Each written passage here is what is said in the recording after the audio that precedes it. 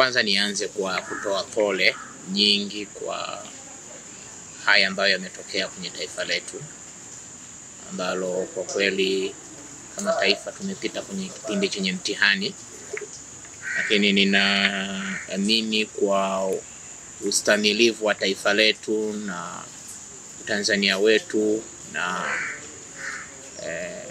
uwezo wa viongozi wetu tutavuka salama kwenye haya ambayo tumeyapitia. Na mimi nilisema ni toe ya kwangu machache.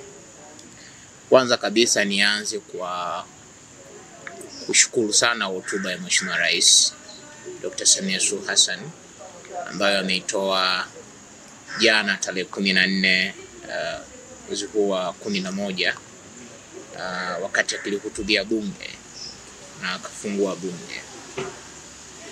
Hotuba ya Mheshimiwa Rais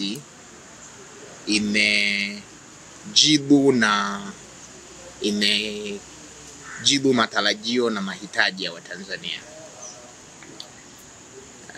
Mheshimiwa Rais amezungumza mambo mengi na mambo mazuri ambayo kimsingi yanakwenda kulisaidia taifa letu, na nitumie fursa hii kumpongeza sana Mheshimiwa Rais. Miongoni mwa mambo ambayo Watanzania na jamii ya Watanzania tulikuwa tukiyasubiri kwa hamu ni kuona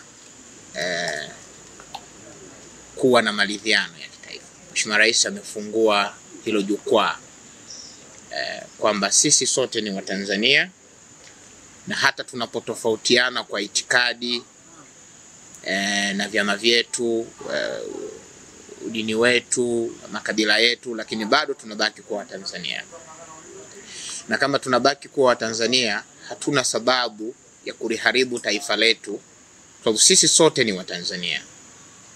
Kwa Mheshimiwa Rais amezungumza na amefungua mlango wa mazungumzo. Hii inatupa jambo gani? Moja, tunaye kiongozi msikivu, kiongozi ambaye anasikiliza, lakini pia tunaye kiongozi ambaye anafanyia kazi yale yanayohitajika au yale yanayozungumzwa na wale anaowaongoza. Kwa hiyo mimi kama mdau wa masuala ya amani, lakini pia kama kundi maalum ambalo kimsingi ndilo kundi linaloathirika zaidi pindi tunapokuwa tukipoteza amani, kwangu mimi na wenzangu tumefurahi sana.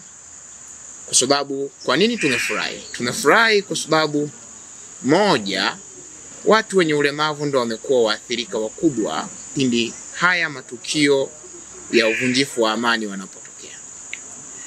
Mwenye uwezo wa kukimbia anaweza kukimbia, lakini mwenye ulemavu wa miguu hawezi kukimbia. Mwenye kuona anaweza kuona njia ya kukimbilia, lakini asiyeona hawezi kwa sababu ana ulemavu wa kutokuona. Kiziwi anaweza kushindwa kuona wapi, kusikia wapi kuna hatari, na badala yake akaifuata hiyo hatari. Lakini yule ambaye ana uwezo wa kusikia anaweza kusikia na asielekee huko kwenye hatari. Kwa hiyo sisi kuwa na mazungumzo ya kitaifa yanakwenda kusaidia makundi haya na Watanzania kwa ujumla kuishi kwenye taifa ambalo tulizoea kuishi kwa amani na kufanya shughuli zetu kwa amani. Kwa hiyo sisi kama kundi miongoni mwa makundi yaliyoko kwenye jamii, mara zote tumekuwa tukisisitiza kwamba kama taifa tunahitaji kulinda sana amani yetu.